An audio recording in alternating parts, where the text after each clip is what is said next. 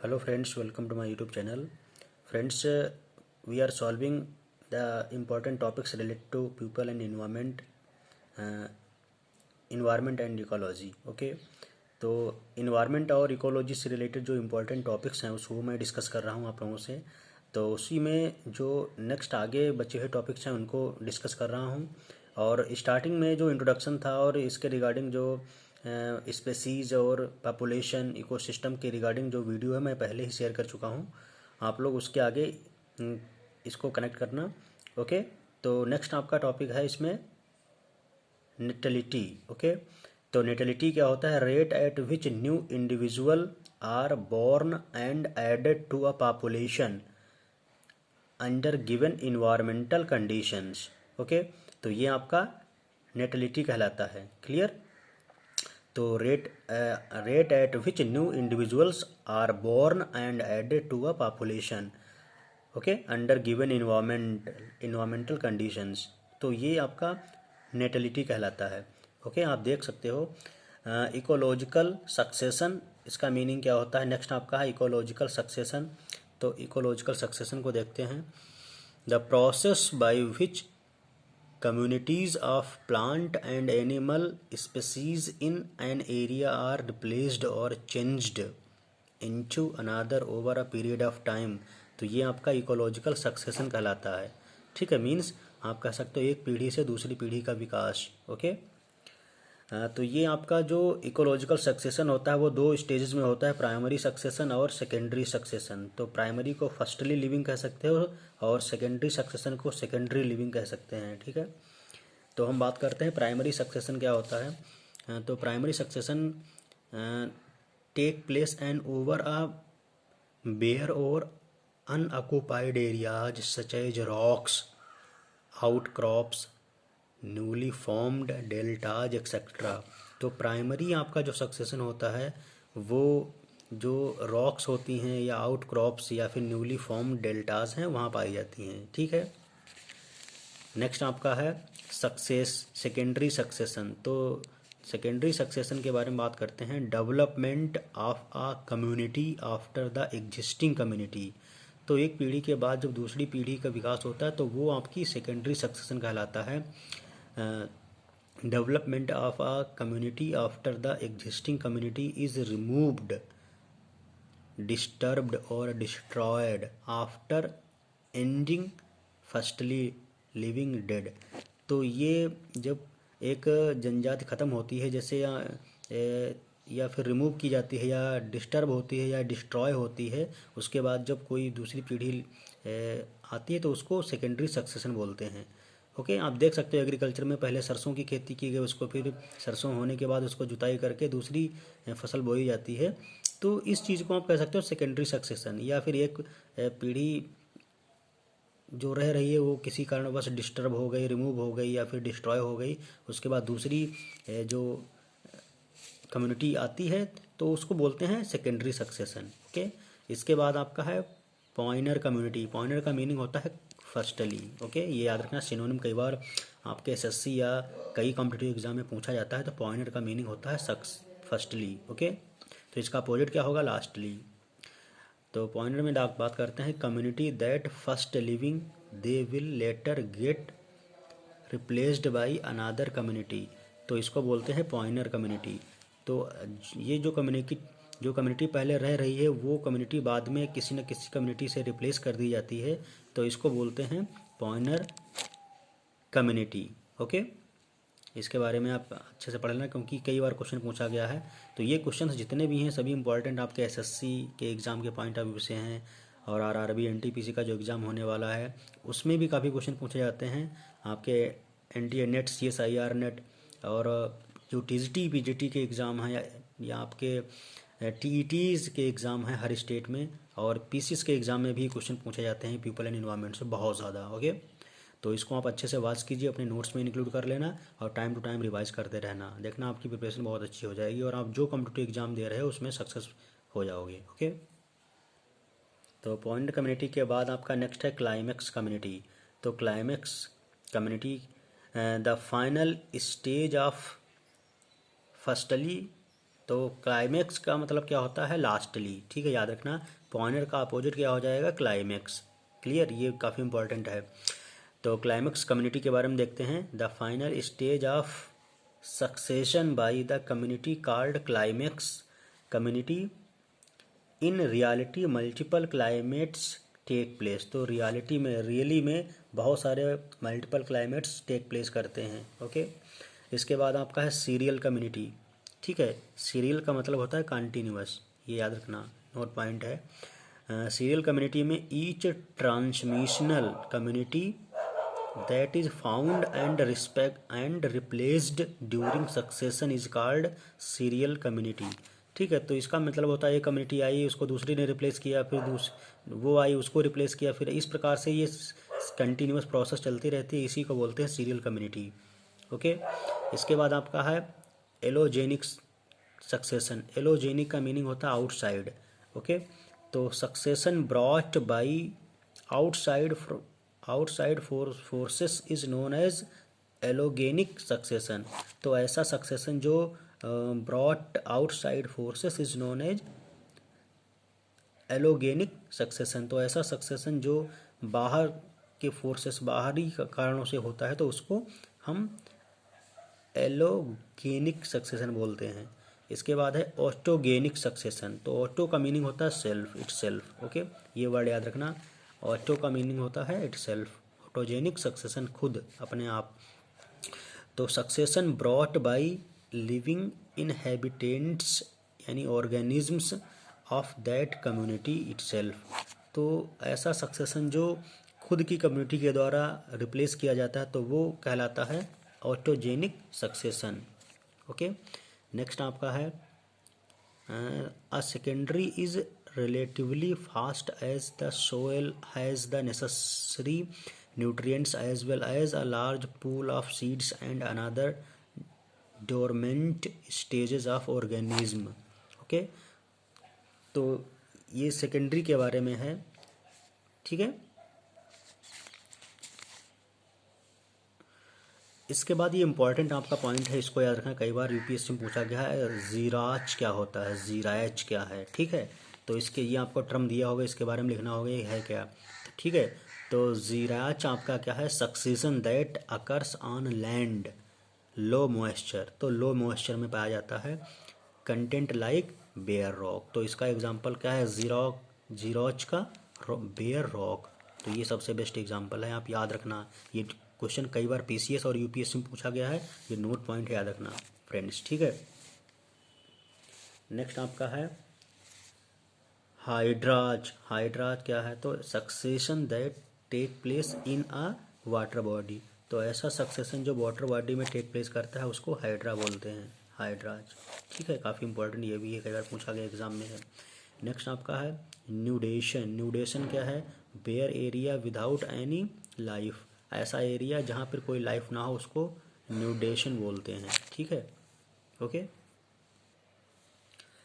Next आपका topic है invasion pioneer. तो इन्वेजन क्या होता है, successful establishment of a species in a bare area. Migration ecesis means establishment individual come and live. Next आपका है इसी में एग्रीगेशन एंड रिप्रोडक्शन। तो ये कुछ स्पेसिफाइड क्वालिटीज़ हैं, स्पेसिफाइड इस्टेब्लिशमेंट स्पेसीज हैं जो कि इन्वेजन पॉइनर में इंक्लूड होती हैं, ठीक है। Successful establishment of species in a bare area. तो किस प्रकार से होता है, माइग्रेशन हो सकता है, इसेसिस हो सकता है, या फिर आप इसेसिस मीन्स होता है means establish individual come and live. Next aggregation हो सकता है, और reproduction means the process by which living organism can reproduce similar species. Okay, next है कंप्लीशन एंड कोएक्शन। तो कंप्लीशन एंड कोएक्शन क्या है, inter and intra specific completion, inter और intra specific completion. Okay, इसमें आपका आता है reaction, the most important stage environment modified under influence of living organism. तो ये आपका रिएक्शन कहलाता है। ठीक है, ये मोस्ट इम्पॉर्टेंट स्टेज है इन्वायरमेंट की, जिसमें modified under influence living being को इफेक्ट करती है, जो भी इन्वायरमेंट में मॉडिफिकेशन होता है। ठीक है, जैसे सर्दी गर्मी ये सब चेंजेस होती हैं। नेक्स्ट है stabilization mean climax. Stabilization climax, तो ये आपका है फाइनल टर्मिनल और क्लाइमेक्स कम्युनिटी बिकम्स मोर और लेस स्टेब्लिश्ड इक्विलिब्रियम। तो जो फाइनल टर्मिनल या क्लाइमेक्स कम्युनिटी है वो बिकम मोर या लेस स्टेब्लिश्ड इक्विलिब्रियम हो जाती है। ठीक है, तो ये पॉपुलेशन इंटरेक्शन आपका दो तरीके से हो सकता है। इंट्रा स्पेसिफिक इंटरेक्शन मीन्स, ये दो प्रकार का है, means interaction among different individuals of the same species, और दूसरा आपका है इंटर स्पेसिफिक इंटरेक्शन। तो इसका मीनिंग होता है interaction among individuals of different species in a community. ठीक है, तो ये इंटर स्पेसिफिक इंटरेक्शन हो गया। ठीक है, तो ये आपका inter specific among individuals of different species है, और ये आपका जो interaction among different individuals of the same communities है। इतना डिफरेंस है, याद रखना। ओके, नेक्स्ट आपका है न्यूट्रलिज्म। जीरो, ये ओ करके है, न्यूट्रलिज्म मतलब 0 है। ओके, तो relationship between two species which do interact but do not affect each other. तो इसका मतलब 0 मतलब न्यूट्रल है। ठीक है, एक दूसरे को इफेक्टेड नहीं करते, ये नोट पॉइंट याद रखना। But do not effect each other. True neutralism is rare और नॉन एग्जिस्ट। तो बिल्कुल इस प्रकार का ऐसा हो तो ये रियलिस्टिक में एग्जिस्ट नहीं करता, बहुत ही रेयर है।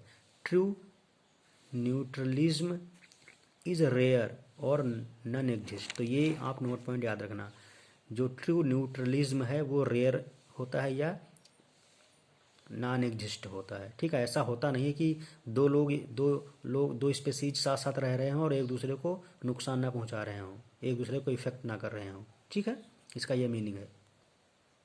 नेक्स्ट आपका है कम्युनलिज्म। कम्युनलिज्म का मीनिंग है प्लस ओ। तो इसका मतलब है वन बेनिफिट, इसका मीनिंग है one benefits other is unaffected. इसका एग्जाम्पल बेस्ट है शोकर फिश एंड शार्क। तो देखा होगा आपने, जो समुद्र में शार्क होती हैं, बड़ी मछली, वो छोटी छोटी मछलियों को खा जाती हैं। तो ये उसका एग्जाम्पल है। मीन्स एक को बेनिफिट होता है, एक को नुकसान होगा, एक दूसरे से इफेक्टेड होता है। ठीक है, तो इसलिए प्लस ओ ये है, +0 यानी एक को फ़ायदा एक को नुकसान। नेक्स्ट आपका है म्यूचुअलिज्म। म्यूचुअलिज्म मीन्स है दोनों को फ़ायदा होगा इसमें। इसका मीनिंग है association between two species in which both the species benefit. तो इसका एग्जाम्पल आपका है mycorrhiza and higher plants.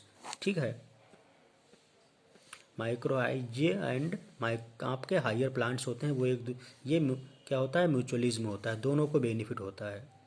Okay, both species are benefited. इसके बाद आपका है लाइचेन। ये बहुत इंपॉर्टेंट टॉपिक है, आपके यूपीएससी में पूछा गया है क्वेश्चन, और कई बार आपके पीसीएस के एग्जाम में पूछा गया, तो इसको अच्छे से नोट डाउन कर लेना। ये पॉइंट आपके पूछे जाते हैं एग्जाम में, और पूछ लिया जाता है कि इससे किससे रिलेटेड है। ठीक है, या आपको मैचिंग वर्ड दे देगा, तो इस प्रकार से तैयार रखना है, क्वेश्चन पूछे जाते हैं। तो lichen is a mutual benefit association between algal and fungi where fungus transports and algae does photosynthesis. ठीक, तो आपका लाइचन क्या है, म्यूचुअल बिटवीन एसोसिएशन है एल्गी एंड फंगी के बीच में। ठीक है, ये नोट पॉइंट याद रखना। और where fungis transports and algaes does photosynthesis. तो एल्गी आपके फोटोसिंथेसिस प्रोसेस क्रिएट करते हैं। नेक्स्ट आपका है N2 nitrogen fixation by rhizobium bacteria. तो नाइट्रोजन फिक्सेशन जो फिक्सेशन होता है वो रिजोबियम बैक्टीरिया करती है। ठीक है, तो लाइचन आप याद रखना, बहुत इंपॉर्टेंट है। ओब्लिगेशन म्यूचुअलिज्म मीन्स है can't live without each other. तो ये इस प्रकार का म्यूचुअलिज्म है, इस प्रकार इसमें स्पेसीज जो है वो एक दूसरे के बिना नहीं रह सकते। ठीक है, इस प्रकार का म्यूचुअल है जिसमें एक दूसरे के बिना रह नहीं सकते स्पेसीज। ओके, तो इसका एग्जांपल सबसे अच्छा है माइकोरिजा। ठीक है, ये एग्जाम्पल सबसे अच्छा है। इसके बाद है एमेंसलिज्म, इसमें क्या होता है -0, तो इसका मतलब है एक को नुकसान होगा, एक न्यूट्रल ही रहेगा। ओके, इसका मीनिंग, इसको देखते हैं, negative association between two species, तो इसका मीनिंग होता है negative association between two species, और प्लस ओ का मतलब था positive association between two species. तो इसका एग्जांपल है bread mould fungi penicillium and bacteria. तो bread mould fungi penicillium and bacteria, तो ये इसके एग्जांपल हैं। ठीक है, माइनस मतलब नुकसान होगा, जैसे ब्रेड पे आपकी फंगी लग जाती है तो देखिए ब्रेड नुकसान ही होनी है, कुछ नहीं। अगला है एंटीबायोसिस, तो एंटीबायोसिस क्या होता है, an antibiotic releases such as juice to kill other species, तो ये आपका एंटीबायोसिस कहलाता है।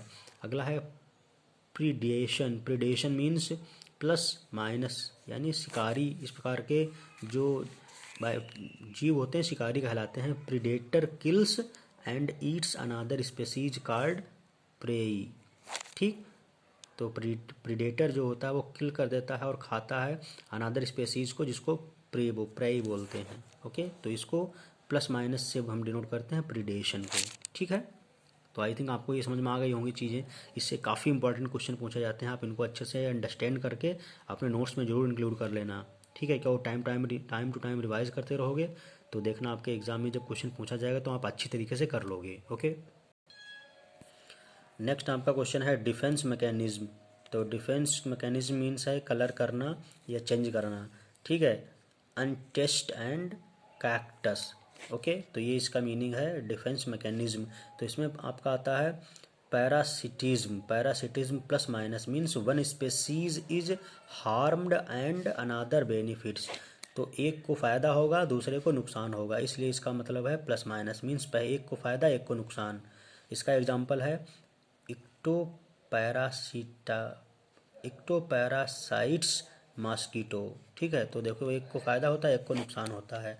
इंडोपैरासाइट्स या ब्रॉड पैरासाइट्स, आप इसका एग्जांपल समझ सकते हो ब्रॉड पैरासाइट का, cuckoo laying egg in crow's nest, जैसे कोयल जो अपने अंडे कौवे के घोंसले में देती है। ठीक है, इसलिए तो एक को फ़ायदा इसमें होगा एक को नुकसान होता है। कंप्लीशन, इसका मीनिंग क्या होता है, बोथ स्पेसीज आर हार्म्ड, तो कंप्लीशन का मीनिंग है बोथ स्पेसीज आर हार्म्ड।